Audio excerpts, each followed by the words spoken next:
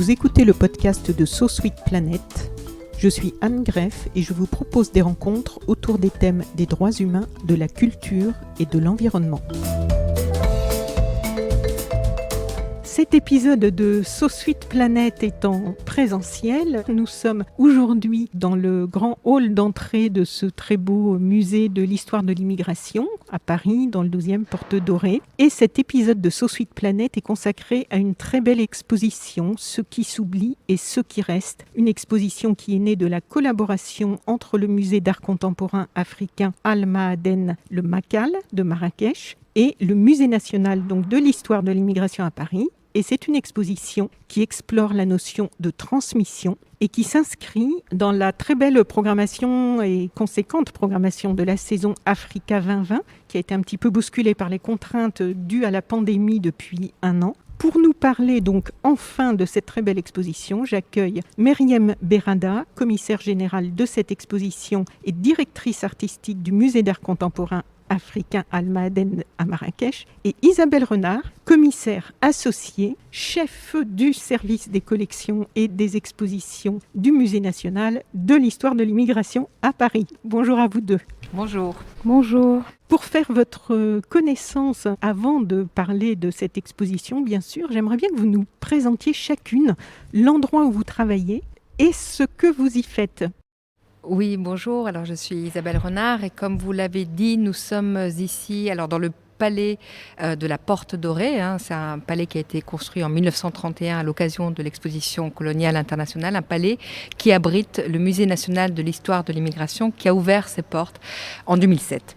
Alors, je travaille ici en tant que chef de service des collections et des expositions. Donc, nous montons des expositions et en même temps, nous continuons d'enrichir une collection que nous avons démarrée en 2005. Une collection qui a un triple vision, triple regard. À la fois un regard historique sur l'histoire de l'immigration en France avec des documents d'archives. Et puis, un regard plutôt de société avec notamment un certain nombre de témoignages qui nous sont donnés, qui rentrent en collection. Et des témoignages qui sont le prétexte à la narration de parcours migratoires. Et puis, une collection d'art contemporain que nous avons érigée, qui est faite d'œuvres d'artistes français, mais aussi étrangers, des artistes qui habitent en France ou ailleurs, mais en tous les cas, dont les œuvres sont irriguées par ces thématiques liées à la migration, qui peuvent être évidemment l'exil, les frontières, le départ, les circulations, mais aussi les questionnements identitaires ou l'hybridation des pratiques culturelles et artistiques. Voilà, donc c'est un musée qui a ouvert ses portes en 2007 et dont l'objectif premier est effectivement de changer les regards et les mentalités. Alors, le MACAL. Donc, le MACAL, c'est un jeune musée d'art contemporain dédié à la création africaine. Donc, on a ouvert en 2016 à Marrakech. Le MACAL, en fait, je dirais que c'est un peu la partie visible du travail qu'on fait depuis 2009 au niveau de la Fondation Alliance, qui est en fait une fondation adossée à un groupe immobilier au Maroc, donc le groupe Alliance, et qui participe en fait au rayonnement culturel du pays par la collection, la promotion d'artistes, l'aide à la production. Donc c'était fait de manière, on va dire, moins structurée par le passé. Et le MACAL est arrivé pour, d'une part, conserver cette collection, mais aussi partager cette création avec les publics les plus larges possibles. Donc de la volonté des mécènes, donc de la famille Lazra qui est à l'origine de cette initiative. Donc le but premier du MACAL, c'est d'abord de montrer la richesse et la diversité de cette création, puisque du nord au sud, d'est en ouest, sur le continent, on ne peut pas véritablement uniformiser la création ni la définir. Bien sûr, pour rendre le plus accessible possible ces médiums, ces narrations, de mettre, on va dire, les publics au centre de notre projet muséographique et au-delà du programme d'exposition qui est normalement biannuel, nous avons un programme de médiation qui est très riche, destiné à différents publics et qui en fait qui est assez évolutif aussi. Voilà, en quelques mots. Et donc, vous collaborez souvent ou c'est nouveau? Ou est-ce que ça s'est déjà produit pour justement faire connaître des créateurs que vous présentez dans le Macal? Est-ce que c'est souvent que vous permettez à ces œuvres de sortir des murs, des frontières? Les œuvres de la collection ont commencé à voyager avant le développement du Macal même. C'est quelque chose qu'on avait à cœur, que les mécènes collectionneurs avaient en tête, c'était de faire circuler cette création, la diffuser, donc par le biais évidemment du prêt d'œuvre au départ, puis petit à petit par plus de collaboration. Donc au-delà du prêt, de s'inscrire dans une logique de partenariat, c'est ce que nous avons fait aussi dans le cadre de cette saison, avec le musée de l'immigration sur la collaboration autour de cette exposition, plus précisément en termes de contenu, de comment articuler ce propos dans ce contexte particulier. Mais effectivement, la collaboration, qu'elle soit locale, nationale, régionale et internationale, c'est une grande préoccupation du Macal. On est presque, malheureusement, je dirais des fois, plus connu à l'international qu'à l'échelle locale. Mais en tout cas, c'est une préoccupation que nous avons parce que avoir un musée dédié à la création contemporaine africaine, c'est très important, surtout qu'on n'est pas très nombreux sur le continent. Oui. Mais la mettre en perspective et s'inscrire dans une démarche plus globale de nos jours, je pense que c'est quand même beaucoup plus pertinent et ça rend notre métier plus complet. Oui. Voilà. Et donc pour terminer sur cette petite présentation, Myriam, je crois que vous avez été aussi sélectionnée par l'Apollo International Art Magazine parmi les opérateurs artistiques de moins de 40 ans les plus innovants et influents, et par le palmarès français 100 femmes de culture. Mes sources sont bonnes ? Tout à fait. Félicitations. Je crois que vos rôles ont été complémentaires, si j'ai bien compris, sur la mise en place de cette exposition. Est-ce que vous pouvez nous dire rapidement quel a été votre rôle à chacune sur cette exposition et sur la façon dont vous l'avez mise en place ? Oui, alors effectivement, nous avons vraiment travaillé de concert ensemble et on a travaillé ensemble et ça a été complémentaire. D'abord dire que effectivement le musée a invité Myriam Berrada pour le commissariat général de cette exposition et Myriam a apporté cette idée très forte de travailler autour de la transmission, ce socle commun, on reviendra dessus. Et l'idée c'était de travailler pour l'élaboration de la liste d'œuvres déjà à partir de nos deux collections, des œuvres de nos deux collections qui ne sont pas, comme on vous l'a expliqué, qui n'ont pas forcément les mêmes artistes, pas les mêmes thématiques qui traversent ces collections. Et il fallait qu'on trouve aussi une thématique un peu en commun. Et voilà, je dirais que dans l'élaboration de la liste d'œuvres, Myriam a beaucoup proposé. Nous a fait aussi connaître des artistes que moi, personnellement, je ne connaissais pas. Ensuite, on a travaillé, moi, j'avais aussi vraiment l'idée de travailler avec Joël Andriano Mearichoa, dont je connaissais le travail, mais surtout j'avais vu cette magnifique pièce à la Biennale de Venise. Et donc voilà, donc ça s'est fait vraiment en complémentaire, en concertation. Ensuite, il y a tout un travail de logistique qui s'est fait entre nous et nos équipes et les équipes aussi du musée ici qui sont productrices, mais aussi avec l'équipe de Myriam à Marrakech. Et tout ça par le truchement d'Internet qui nous a sauvés. Enfin, on avait commencé avant la période de confinement et de la Covid-19, mais on a commencé à travailler puisque Myriam travaille à Marrakech. Voilà, je ne sais pas, Myriam peut-être ajouter quelque chose, mais c'est vrai que c'est un travail qui s'est fait à chaque fois aussi que Myriam proposait une pièce, on la regardait ensemble, on essayait d'analyser, de voir si ça rentrait. Et puis l'exposition, je dirais, même si la thématique est très, très forte, mais elle s'est, comme toujours, elle s'est constituée petit à petit. Enfin, ces grandes idées dont on va parler, qui structurent un peu, sans structurer l'espace, mais qui irriguent les œuvres. En fait, voilà, ça s'est fait au fur et à mesure. En fait, on peut déjà en dire quelques mots, justement, de présentation quand même de l'exposition maintenant. Oui, alors... Ce qui s'oublie et ce qui reste, en fait.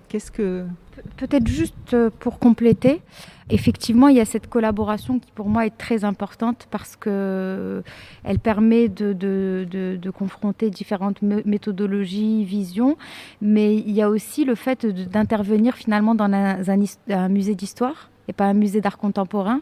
Et ça a été quand même très intéressant, je pense, comme démarche de dialogue et d'échange pour vraiment, finalement, en fait, être convaincue de ses choix.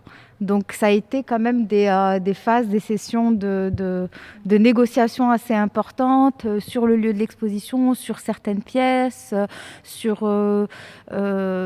ça je trouve que c'est vraiment une dimension, parce que monter une exposition en soi c'est pas si complexe, mais c'est vraiment ce qu'on en fait et dans quel lieu et dans quel écosystème, pourquoi, à quel moment et avec qui. Donc avec Isabelle qui a en plus initié cette collection d'art contemporain et qui avait mis d'ailleurs la première pièce acquise par Isabelle et le musée, du coup à ce moment-là c'était la pièce Zineb Sedira, qui en fait complètement involontairement ou inconsciemment ou en fait a été mon point de départ moi pour l'écriture du projet, de la proposition, ma proposition initiale. Ça s'est fait de manière complètement il n'y a pas de hasard quelque part, mais en tout cas, on s'est retrouvés là-dedans. Et je pense que ça, c'est et les uns et les autres, ça a été très important pour nous. Je voulais rajouter à ce que disait Myriam, qui était très intéressant, quand on a effectivement beaucoup discuté aussi des œuvres, si elles faisaient sens, évidemment, dans l'exposition, dans la thématique proposée, mais il fallait aussi qu'elle rentre aussi dans la thématique du musée, et de ne pas oublier aussi cette thématique de la migration, des circulations, de relire aussi un peu cette idée de la transmission à l'aune de ces migrations et circulations. Oui, c'est ça. Et c'est pas anodin, effectivement, comme Myriam, vous le disiez, que tous ces lieux ici qui sont chargés d'une histoire pas très glorieuse, que l'on a eu du mal à reconnaître et qui a du mal à entrer aussi dans les livres d'histoire. Donc le fait qu'il y ait ce musée qui a cette démarche intéressante aujourd'hui de présenter un peu une relecture plus juste, je pense, de l'histoire, et d'amener maintenant cette exposition avec le défi qu'a lancé Ngone Fall, la commissaire générale de la saison Africa 2020, qui est regarder et comprendre le monde d'un point de vue africain.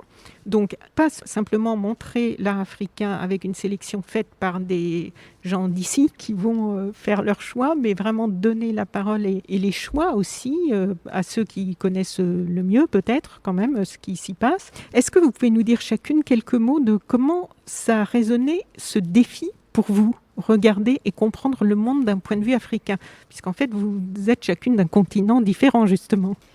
Alors effectivement, on s'est vraiment inscrit dans ce défi lancé par Ngone Fall, et dans regarder le monde d'un point de vue africain, il y a aussi cette idée de changer les regards et les mentalités que peuvent porter les Français sur l'Afrique. Alors l'Afrique, compte tenu, c'est une saison hors norme puisqu'elle concerne les 54 pays du continent africain, et on s'est inscrit vraiment dans cette mouvance, en tous les cas moi de mon côté effectivement, et qui correspond aussi à cette idée du musée qui est de changer les regards et les mentalités. Et l'exposition elle-même, avec les thématiques qu'elle met en avant et qui recoupent des thématiques mémorielles, qui sont des thématiques aussi de la saison. Effectivement, ça c'était la question, on va dire, le repère initial, même s'il était quand même orienté autour de 4 thématiques. Et nous, on s'inscrit évidemment dans une des 4 thématiques avec cet impératif. Finalement, je pense que ce qui relie toutes les œuvres sélectionnées pour cette exposition et, disons, la vision, c'est vraiment de convoquer en fait différentes narrations et de pas, quelque part, de questionner la narration dominante. Donc, en questionnant en fait cette narration, cette histoire avec un grand H qui nous est contée, racontée, qui est finalement assez figée. Qu'est-ce que aujourd'hui, d'un point de vue en fait du continent, mais finalement on s'arrête pas là parce que ce ne sont pas que des artistes qui vivent sur le continent. Il y a une quantité d'artistes de cette exposition qui vivent finalement entre 2 continents, et ça aussi c'est très intéressant. Il y a bien sûr l'idée de s'inscrire complètement dans le lieu. Donc comme vous disiez, il y a ce lieu avant qu'il y ait musée. Et de pouvoir créer un dialogue et une résonance avec le lieu et pas venir omettre volontairement le cadre spatial est très important. Donc on a toutes ces fresques, les bas-reliefs qui sont très très violents quand on arrive et quand on les découvre pour la première fois, en tout cas pour nous, ex-pays colonisés.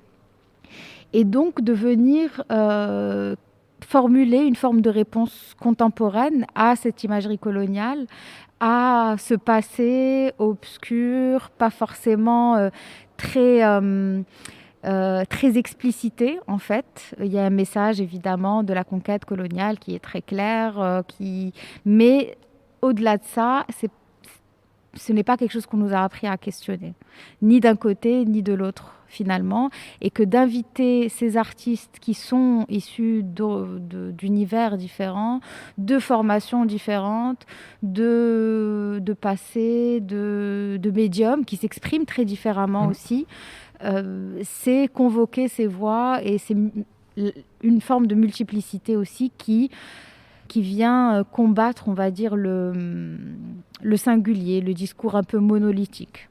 Le texte de présentation de l'exposition énonce aussi clairement la volonté de sortir des clichés. Et quand je dis assez clairement, c'est assez clairement. À rebours des représentations colorées d'une supposée production artistique africaine, l'exposition oscille entre continuité et point de fracture. Elle tord les clichés d'une identité visuelle souvent associée au continent africain, et loin de construire un ensemble uniforme, les œuvres se révèlent dans toute leur spécificité, facettes et complexité. Qu'est-ce que ça pose comme défi de sortir de ce qui est attendu, de ce qu'on a l'habitude ici en France, le public français? Pour vous, en tant que commissaire d'exposition, comment ça se place ?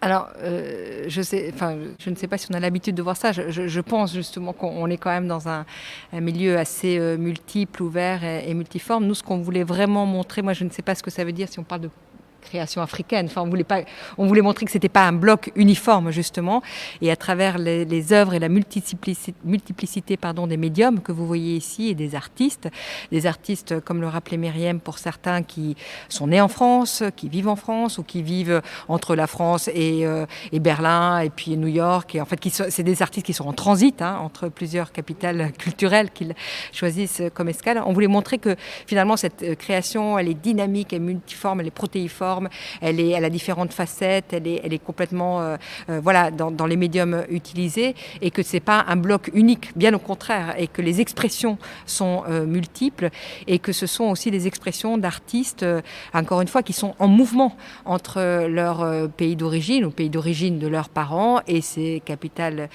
culturelles qu'ils vont choisir comme escale, et finalement qui vont créer leur propre langage, qui est fait aussi de tous ces apports, de ces multiplicités et de ces identités multiples. Je pense que ça vient d'un agacement en fait. Oui.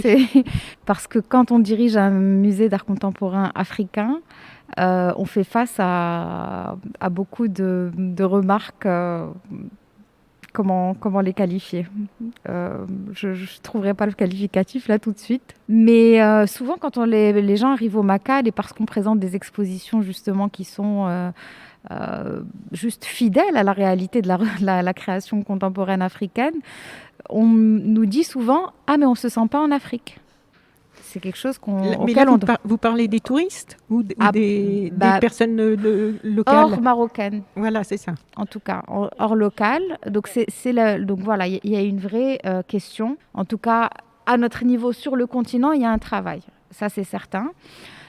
Ensuite, il suffit de se présenter et de recueillir toutes les remarques aussi. Ah, mais alors, est-ce qu'il y a des masques?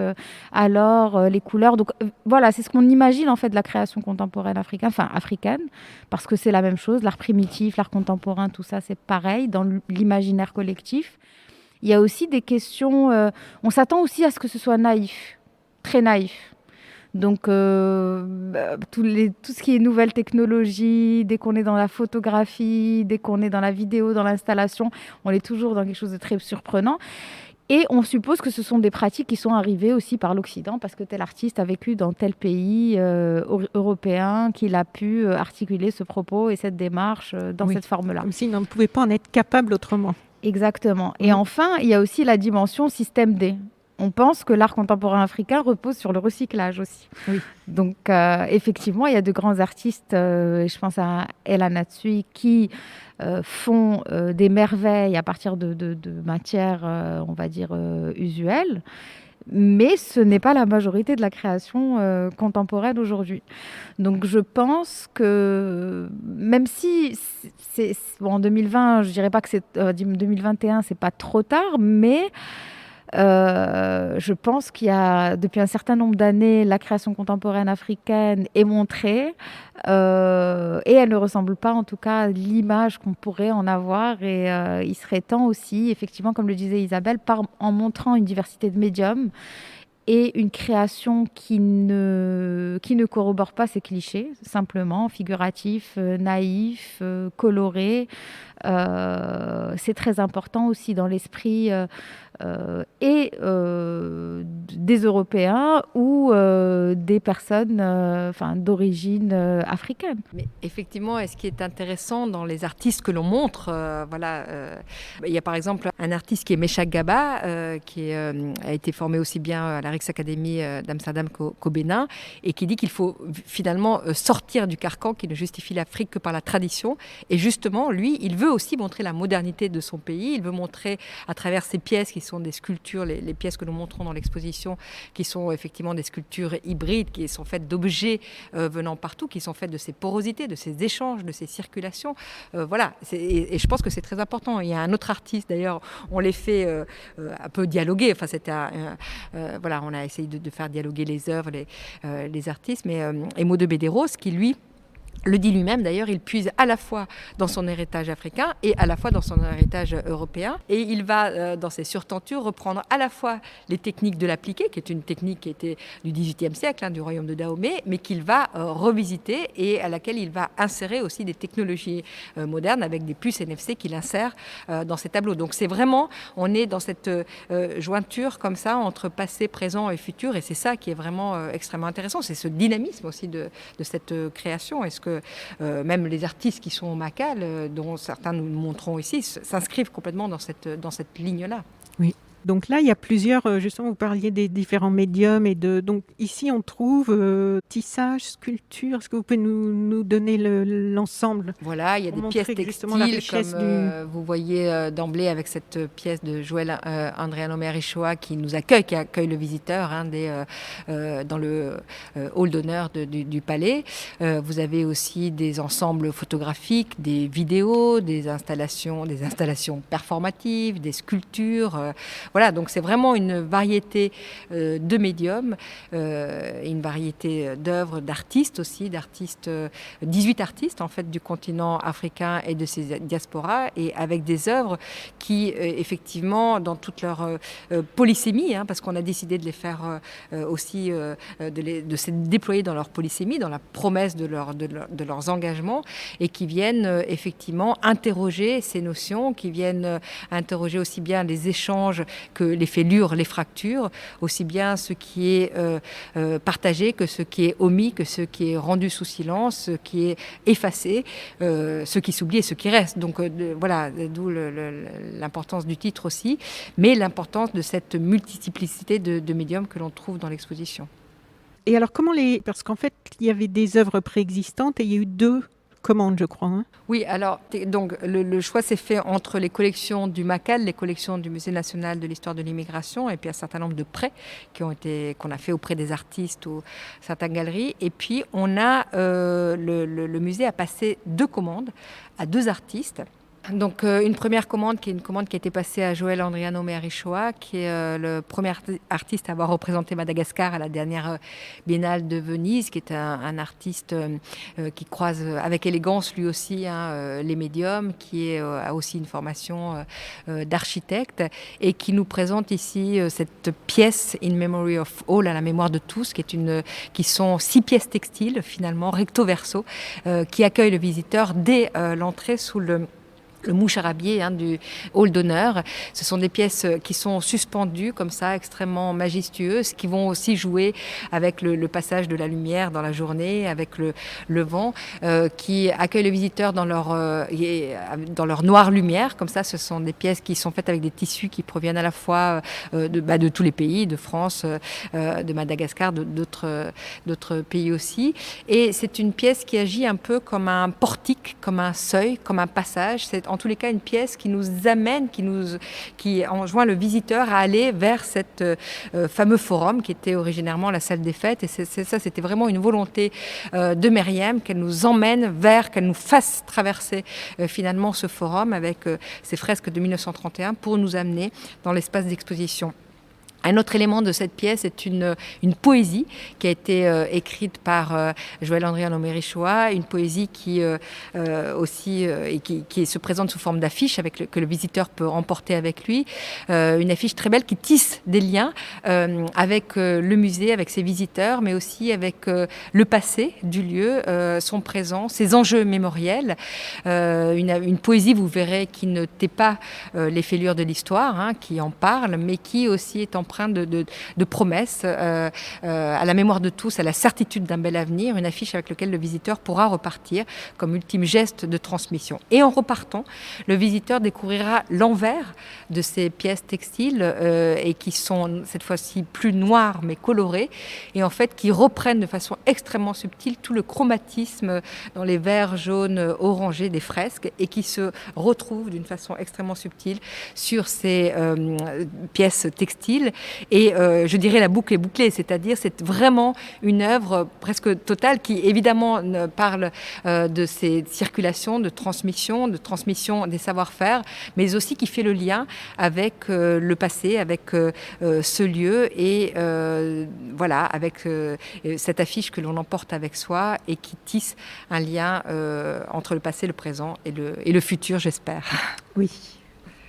Peut-être pour compléter la pièce de Joël, parce qu'elle répond, en fait, ces 3 temps répondent aussi à une des préoccupations de l'exposition, c'est de trouver une réponse en fait dans le multiple. C'est qu'il dit aussi de ces matériaux qui sont assemblés dans la pièce textile, qu'ils viennent de lieux différents, mais qu'ils ont eu des vies différentes. Et en fait, et je vous invite vraiment à lire ce poème donc, qui est représenté dans l'affiche. C'est littéralement dans la diversité de voix, je dirais, qu'on trouve aussi une réponse. Et pour parler de la pièce de Amina Agznay, qui est également une pièce textile, là on est sur de la laine tissée, où l'artiste marocaine en fait travaille depuis un certain nombre d'années sur les savoir-faire traditionnels dans son pays. Et elle a participé et animé différents ateliers professionnels visant à professionnaliser, à améliorer la production artisanale en général aux 4 coins du pays. Et petit à petit, cet artiste a intégré ces techniques artisanales dans son propre travail d'artiste. Donc petit à petit, il y a évidemment cet échange qu'on questionne, donc cette forme de transmission qui est très horizontale finalement entre l'artiste et l'artisan. Mais il y a aussi une autre dimension où l'artiste a souhaité sonder la transmission des savoir-faire traditionnels. Et dans quelle mesure, aujourd'hui, on peut dire que la transmission se fait ou ne se fait pas.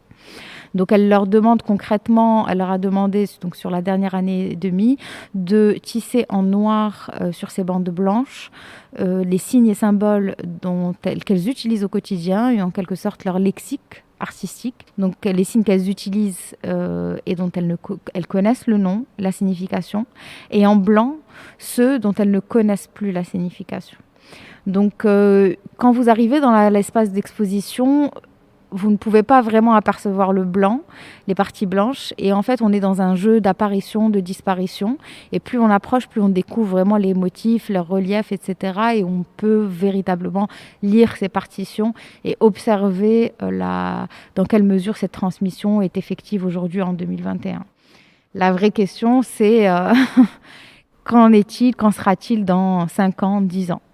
Puisque la bande la moins chargée, la plus blanche, la moins diversifiée est celle qui a été réalisée en fait par l'artisane la plus jeune de ce groupe d'artisanes. Avec donc beaucoup de symboles dont elle ne connaît plus le sens. Tout à fait. Parce qu'ils sont en blanc. Exactement. Non seulement elle ne les connaît plus, mais en plus même dans leur forme et leur dérivés, finalement, oui. On voit qui a un langage assez pauvre finalement, alors que si vous voyez le travail des autres artisanes, il y a une vraie diversité, il y a une forme d'innovation, il y a ce qu'on appelle aussi toutes ces nouvelles écritures, ces nouvelles formes qui ont été créées, qui ont émergé de la modernité aussi.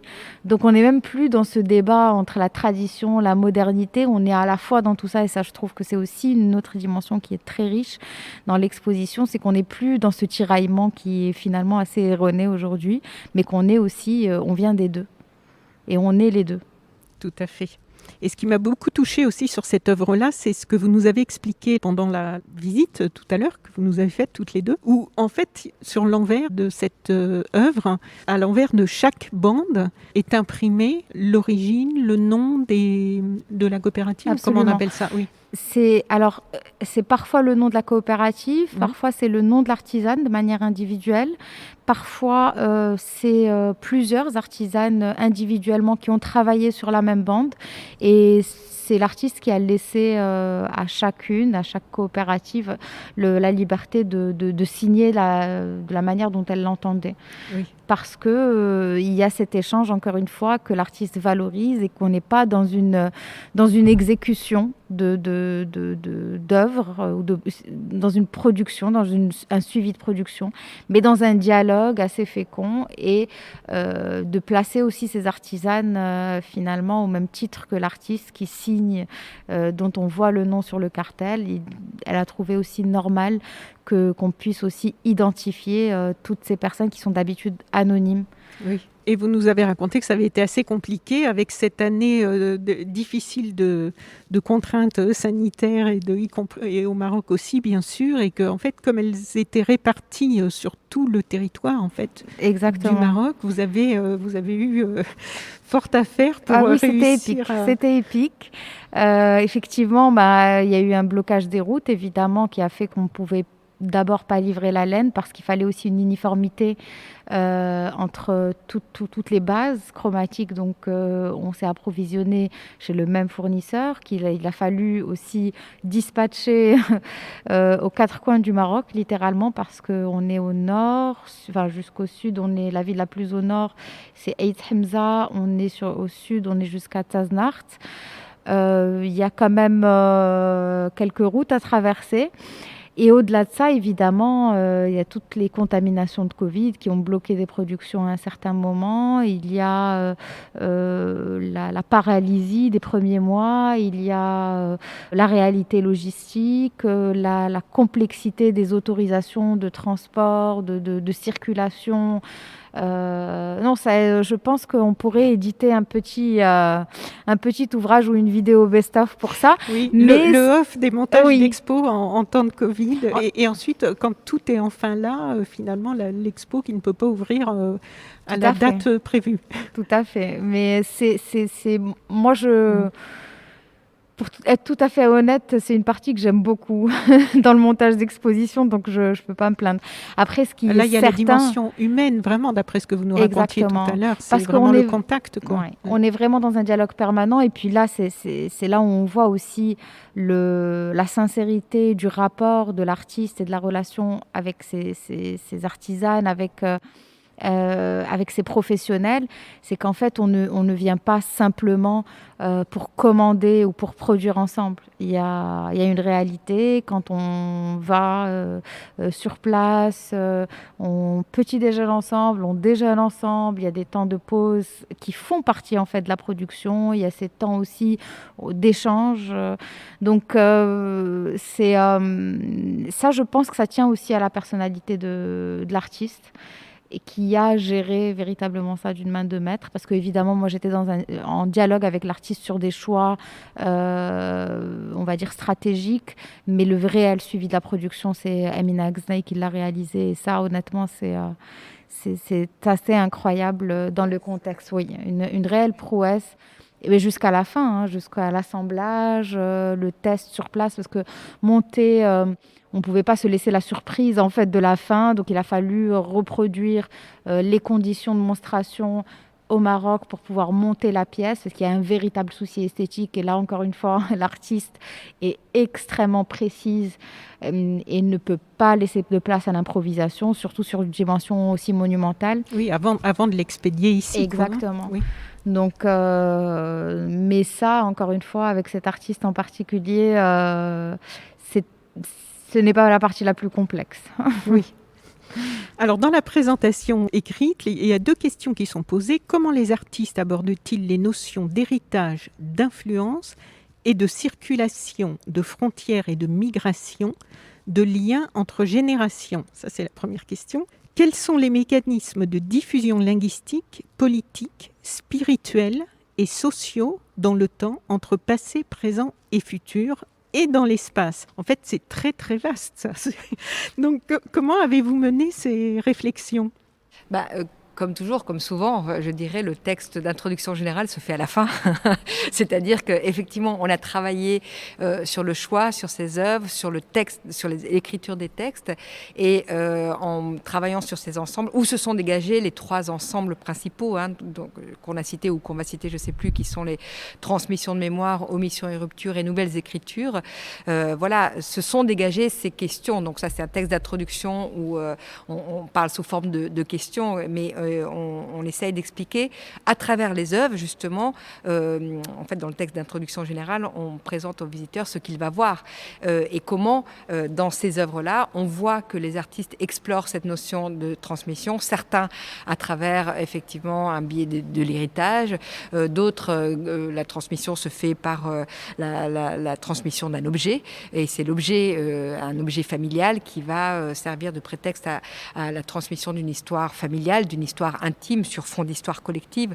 Donc voilà, tous ces questionnements, finalement, ils résument l'ensemble des thématiques que l'on trouve au sein de l'exposition parmi tous les artistes. Alors, toutes les thématiques n'irriguent pas toutes les œuvres, mais de façon générale, certains ont pris un parti plus politique, d'autres plus intime, plus familial, plus intimiste.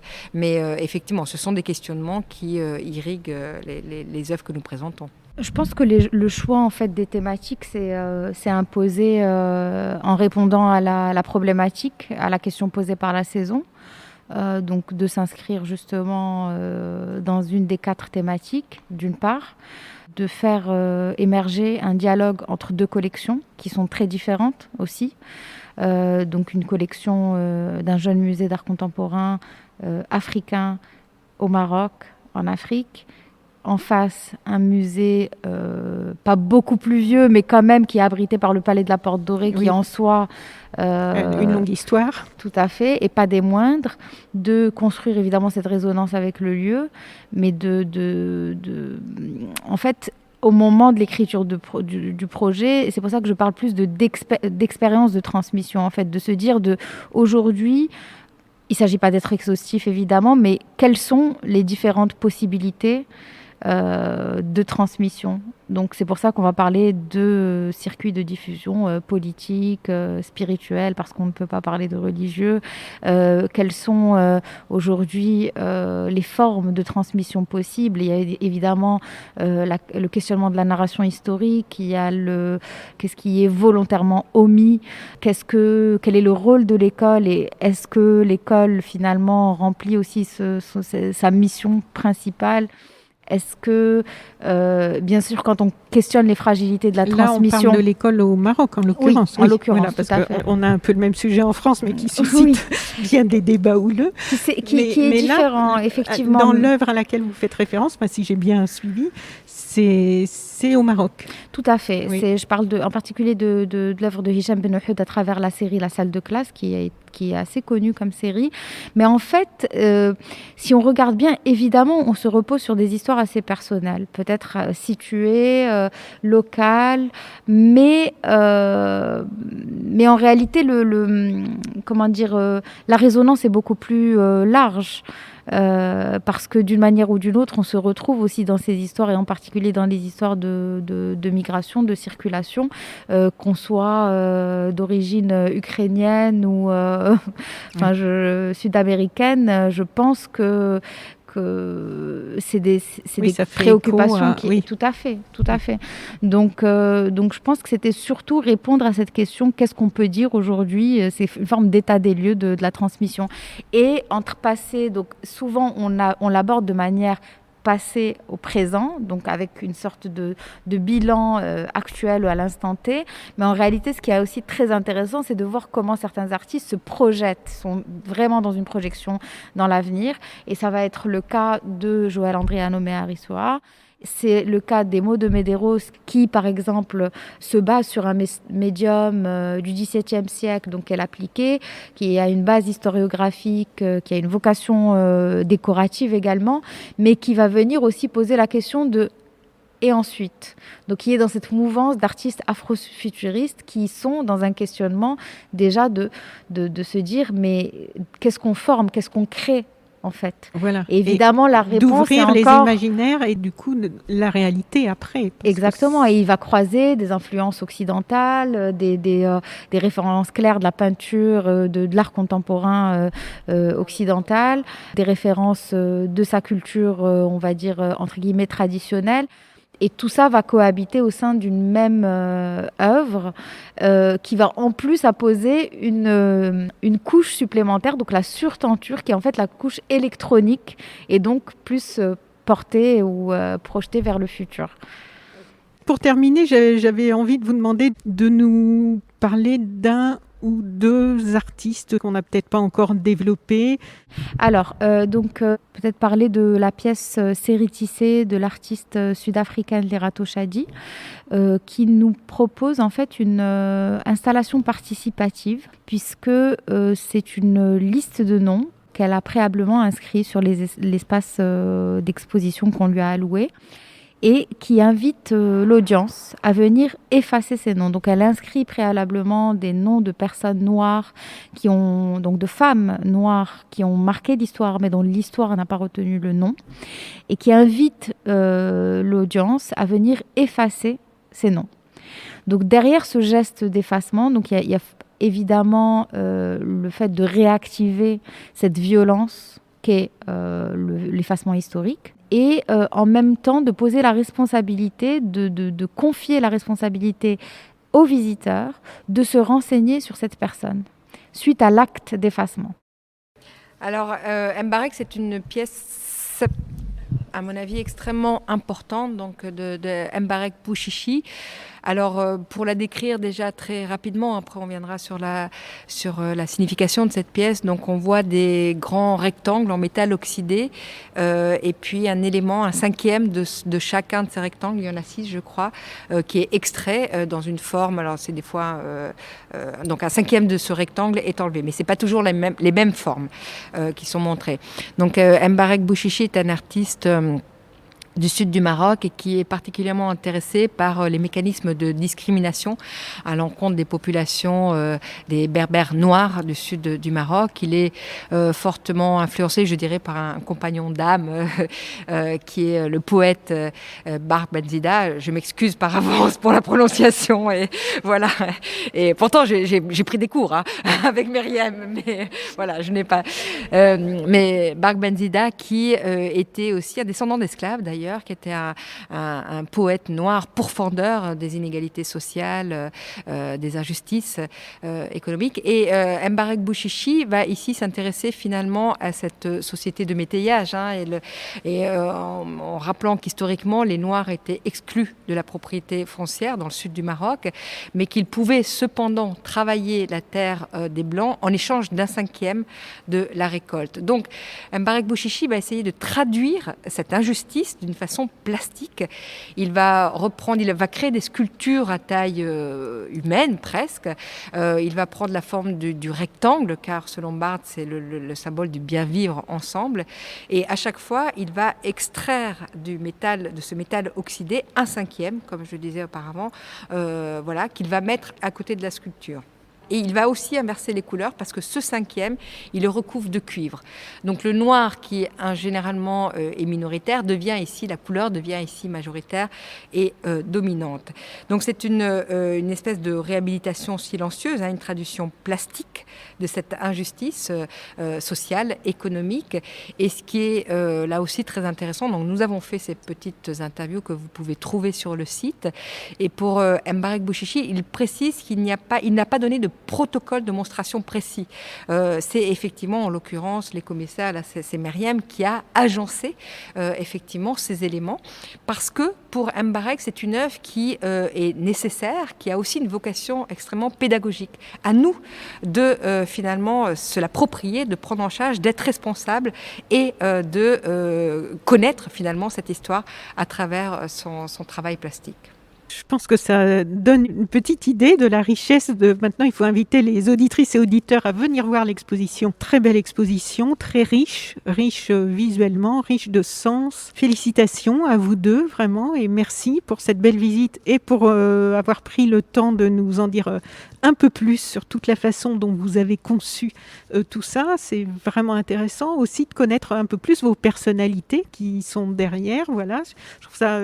très encourageant. Voilà, c'est assez réjouissant, je trouve. Donc, ceux qui s'oublient et ceux qui restent au Musée national de l'histoire de l'immigration à Paris, dans le 12e. Puis, il y a déjà Palais des de la ressources. Porte Dorée, voilà, Palais de la Porte Dorée. Il y a déjà des ressources en ligne. Oui, il y a un site internet sur lequel on peut consulter, qui est très, très fourni et très riche, voilà. effectivement. Et il y a un numéro de la revue Hommes et Migration, voilà, qui est la revue du musée. Qui est toujours extraordinaire, cette revue. Voilà, et dans lequel est consacré vraiment un portfolio à cette exposition, et aussi des interviews écrites de 2 artistes, Sami Balogi et Man Fakir, qui s'ajoutent aux autres interviews orales qu'on a faites, vidéo, et puis un texte des commissaires, un texte du directeur général, enfin une présentation générale, et tout le numéro de la revue est consacré à cette thématique. Et cette revue, on peut se la procurer en ligne. En général, on peut la commander sur le site du musée.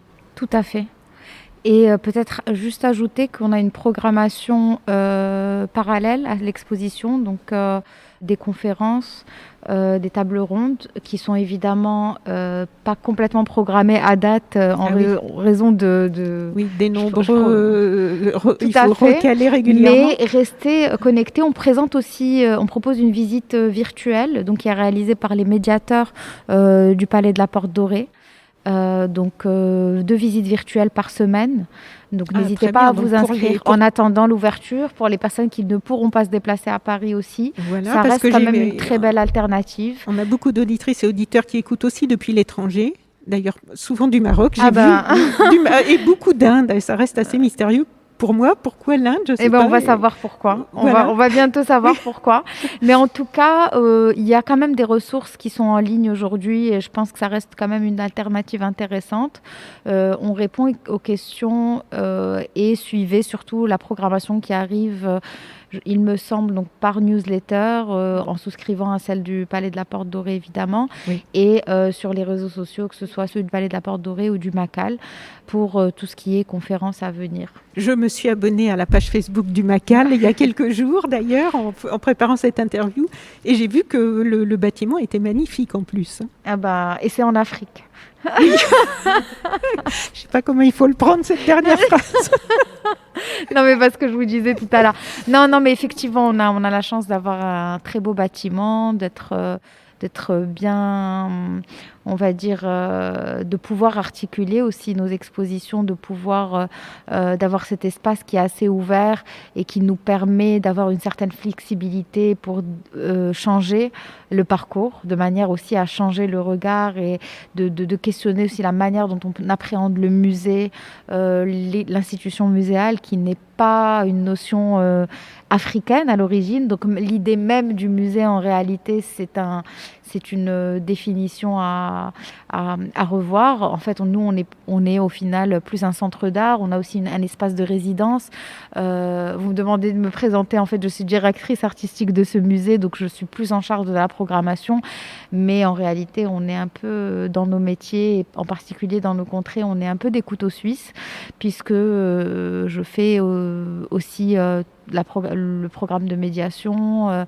J'interviens aussi sur la boutique qui est liée au musée, de bien sûr trouver aussi beaucoup de partenariats qu'on va faire sur les projets de résidence, donc résidence de production, de recherche ou même résidence curatoriale, de trouver des synergies aussi d'un point de vue local. On a des initiatives qui font beaucoup rire, qui amusent beaucoup et qui donnent envie. C'est une fois par mois, on fait un couscous dans les jardins du musée. Ça commence à donner vraiment envie tout ça. Écoutez, ouais, surtout que c'est Ramadan en ce moment, donc c'est plutôt, on fait la version Ftour, bon, hors Covid évidemment. Mais bien sûr, c'est une manière évidemment de pouvoir être connecté localement de manière importante, parce qu'on considère que les internationaux, les professionnels vont venir à nous d'une manière ou d'une autre, ne serait-ce que par la communication qu'on déploie. Mais localement, c'est très important d'avoir aussi une présence et d'être identifié pour permettre aux Marocains de s'approprier cette création. Ça, je pense que c'est le premier point. Et c'est aussi dans la sélection de cette exposition au musée de l'immigration, dans le contexte particulier parisien, du 12e. Donc, évidemment, cette exposition n'aurait pas eu la même forme, ni la même sélection, ni la même méthodologie si on était dans n'importe quel autre lieu. Oui. Donc, on me pose la question si cette expo va pouvoir a une itinérance. Aujourd'hui, on n'en sait pas, on n'a pas d'éléments là-dessus. Mais ce qui est certain, c'est que si elle est amenée à se déplacer, elle fera l'objet de quelques modifications, parce que c'est important qu'il y ait une résonance avec les publics d'un point de vue local. Et c'est pour ça que je pense que certaines pièces, comme celle de Zineb Sedira, par exemple, qui montre la rupture dans la transmission linguistique dans un contexte de circulation et un contexte même de multiculturalité, est prépondérant, parce qu'il permet aussi au public de pouvoir voir le musée comme un espace où on parle d'eux, et pas uniquement un espace où on vient conserver des objets pour une élite. Oui. Donc ça, c'est quelque chose qu'on a construit en tout cas à travers le Macal, qu'on essaye en tout cas de démystifier l'image ou la réputation de l'art contemporain, qui, quand on ne dit pas ce mot, finalement fonctionne. Et il n'y a qu'à venir chez nous au musée un mercredi après-midi ou un vendredi pendant les couscous, et de voir la diversité aussi des approches, des visions, des langues aussi qu'on accueille au musée, et de pouvoir aussi déconstruire finalement tous ces apprentissages qu'on a, qui sont liés aux manières de voir et d'imaginer nos projets culturels. Oui, c'est sûr. Mais alors en fait, moi j'étais sur mes dernières questions, mais j'aurais plein d'autres questions à vous poser maintenant en vous entendant en parler. Mais moi, je vais devoir. Oui. Mais oui, j'avais juste envie en fait quand même de vous demander, de profiter quand même de vous avoir là, parce que si je comprends bien, vous êtes un peu pionnière dans tout ce que vous avez entrepris avec ce Macal. On peut dire ça ? On peut dire ça, on peut dire qu'on est pionnier. J'aime l'idée du groupe et de la collectivité. Bien sûr.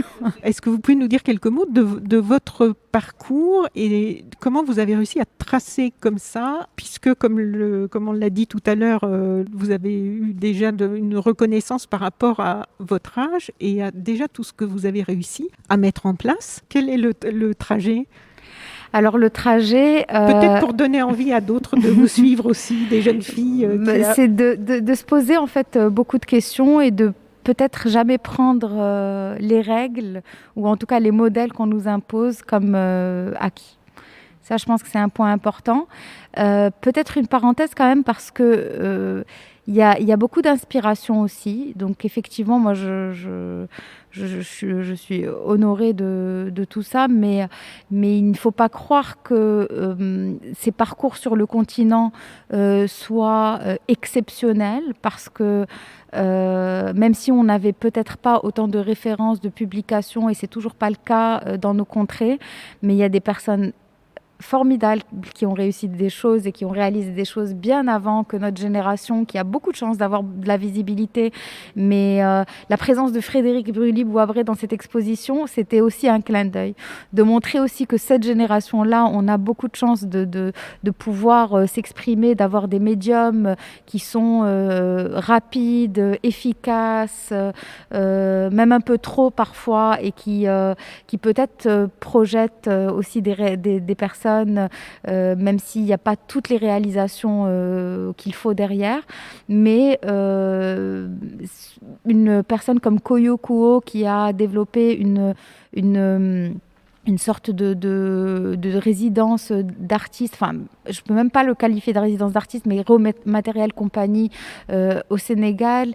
Marie-Cécile Zinsou qui a monté cette fondation à Cotonou il y a plus de 15 ans aujourd'hui, à Cotonou. Donc Cotonou et Ouida, donc, qui sont quand même, qui a un sens, un instinct assez développé, qui a l'envie en fait d'entreprendre, et ça je pense que c'est déterminant. Donc et puis je pourrais citer beaucoup d'exemples. Donc même si on n'est pas spécifiquement sur, même au-delà du modèle muséal en fait, mais il y a une préoccupation de la démocratisation, en fait de l'accessibilité, de partager un patrimoine aussi, parce que la vocation première c'est aussi de se dire qu'est-ce qu'on a en fait aujourd'hui entre les mains. Et questionnons aussi nos pratiques. On nous a dit aussi que ce qui venait de la tradition était peut-être un peu obsolète, mais allons puiser aussi là-dedans. Et en fait, d'être aussi finalement le fruit de j'aime pas trop ce mot de ce métissage, mais moi-même j'ai grandi, je suis marocaine, j'ai grandi au Maroc, de famille de parents marocains. J'ai quand même fréquenté l'école française, j'ai étudié en France, j'ai décidé de rentrer au Maroc après tout ça pour démarrer, en tout cas ce qui me semblait être intéressant, parce que le milieu de l'art contemporain était en pleine effervescence à ce moment-là, donc c'était en 2011. Et c'était très important pour moi de reconnecter dans un premier temps. Et vous aviez fait des études d'art en France ? Alors, en fait, moi, j'ai fait des études commerciales dans un premier temps, puis un master en management culturel et artistique. Donc, plutôt, mon métier à l'origine, c'est plus la gestion de projet. C'est pour ça que pendant longtemps, en fait, je suis arrivée vraiment au commissariat par la force des choses. Comme je vous disais, en fait, on a la possibilité, je dirais la chance de pouvoir essayer des choses et pouvoir saisir des opportunités, ce qui n'est pas le cas partout. Oui. En arrivant au Maroc en 2011, j'ai rejoint une foire d'art contemporain. Puis, on m'a proposé de travailler pour une maison de vente aux enchères, où petit à petit, la personne a décidé d'ouvrir une galerie en même temps. Donc, j'ai aussi travaillé sur le développement d'une galerie. Puis, je me suis rendu compte que le marché était très intéressant en termes de contenu, parce que finalement, c'était des cours accélérés, mais ce n'était pas quelque chose qui m'épanouissait profondément, et que créer du contenu en fait, disséminer la création était quelque chose qui était plus intéressant, et la rendre accessible, parce qu'en réalité, passer du temps en maison de vente et vendre des œuvres, c'était pas très épanouissant pour moi. Oui. Et voilà, donc travailler pour une fondation, de pouvoir réfléchir à comment on part d'une collection pour la rendre en tout cas visible, accessible, mieux compréhensible. Je pense que c'est passionnant, et c'est une chance de pouvoir le faire. Alors oui, on travaille énormément, et pendant très longtemps, je ne savais pas ce que c'était que le soir et le week-end. C'était pas une option, mais c'est extrêmement enrichissant. Et ça va très vite aussi quand on aime saisir les opportunités, mais on apprend beaucoup. Honnêtement, de personnes, comme je vous disais, il y a en fait, chez nous, je vous dirais qu'il n'y a peut-être pas de structure partout, et c'est difficile de généraliser, parce que honnêtement, c'est très difficile d'établir une règle pour tout le continent, mais globalement, peut-être les États ne sont pas impliqués d'un point de vue global, peut-être on n'a pas toujours les structures de formation. D'ailleurs, j'ai aussi développé un programme de formation, parce que c'était important pour moi d'outiller les opérateurs culturels pour les rendre à même d'être des leaders et non pas des exécutants. Donc on a toutes ces dimensions-là qui peut-être manquent en général, mais à côté de ça, on a aussi une marge de manœuvre qui est aussi incroyable, et d'avoir pu monter un musée, je pense que c'était il y a 5 ans, si je ne me trompe pas, donc j'avais 29 ans, ou 28. C'est une chance dans une vie, évidemment, mais je pense qu'il y a une dynamique qui est extrêmement intéressante. Donc même si la structure, l'écosystème n'est peut-être pas sain et bien construit pour l'instant, il y a quand même des individualités fortes, des collectionneurs, des personnes qui sont passionnées, des opérateurs qui ont des visions, qui ont travaillé pour tel festival, pour telle initiative, pour tel...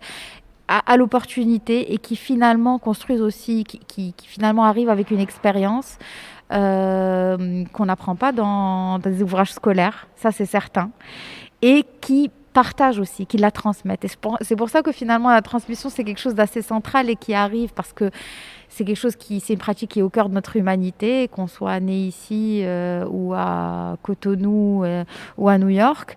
C'est pareil, on reçoit des choses qu'on va à nous-mêmes à notre tour transmettre. Et ce que je pense, c'est que d'être finalement loin de l'académisme, ça nous permet aussi d'avoir une forme de liberté. Donc évidemment, c'est un équilibre à trouver, mais c'est sûr que les opportunités ont été là, et je pense qu'en travaillant aussi énormément et en étant toujours très curieux, alerte et connecté, on a la chance d'avoir des scènes extraordinaires, et ça je le dirai jamais assez parce qu'on nous félicite toujours pour des expositions extraordinaires qu'on réalise, mais honnêtement avec les scènes qu'on a, je veux pas dire, mais c'est une chance. Les scènes, c'est-à-dire la scène artistique. Ah oui. Oui. Tous les artistes que vous avez on a un vivier d'artistes qui est extraordinaire. Et là, vous parlez de tout le continent africain ou du Maroc ? Oui. De tout le continent africain. Est-ce que vous avez, avant de terminer, quelques pages Facebook, comptes Instagram ou sites que vous pourriez recommander à ceux qui ont envie de découvrir un peu au-delà de ce que... Bien sûr. Est-ce que vous auriez quelques... J'en ai beaucoup. Ah. Alors, peut-être si on pense musée, donc la Fondation Zinsou au Bénin, le Zeitz Moka à Cape Town en Afrique du Sud. Après, on a beaucoup de fondations. Bien sûr, les biennales font un travail extraordinaire. La Biennale de Dakar, la Biennale de Bamako, plus récemment la Biennale de Lubumbashi qui a fait une extraordinaire édition l'an passé. Donc ça, le réseau des biennales, c'est quand même quelque chose qui est très important. En photographie spécifiquement, il y a le Addis Photo Fest en Éthiopie, le Lagos Photo Fest au Nigeria, et peut-être en termes d'institutions, Nubuke Foundation, on a le 32 Degrees East en Ouganda. Il y a des démarches, le Darb 1718 au Caire. Tout ça, ce sont des équipements culturels, donc c'est des formats hybrides, des espaces d'exposition, centres d'art, résidences d'artistes. Et en fait, là encore, on voit que la question du musée, elle est très importante, en fait, de l'équipement culturel, ou qu'est-ce qu'on montre et pourquoi et pour quel public. Et ça ne peut pas être juste un modèle qu'on duplique parce qu'il doit être vraiment connecté à la réalité de son terrain. Myriam, merci beaucoup. Merci à vous. Vraiment. Et puis, je vous souhaite une bonne continuation. Et surtout, je croise les doigts pour que beaucoup de gens viennent découvrir cette exposition. Peut-être une prochaine pour d'autres projets, d'autres aventures. Peut-être. Au Maroc, avec plaisir. Merci, au revoir. Chères auditrices, chers auditeurs, si vous avez apprécié ce podcast de So Sweet Planet, n'oubliez pas de lui mettre un avis favorable sur votre application de podcast. Pour plus d'informations sur les droits humains, l'environnement et la culture, vous pouvez suivre la page So Sweet Planet sur Facebook. Enfin, n'oubliez pas de vous abonner gratuitement, soit à la newsletter sur le site sosweetplanet.com, soit au podcast sur votre application de podcast pour être informé des prochains podcasts de So Sweet Planet mis en ligne. À bientôt.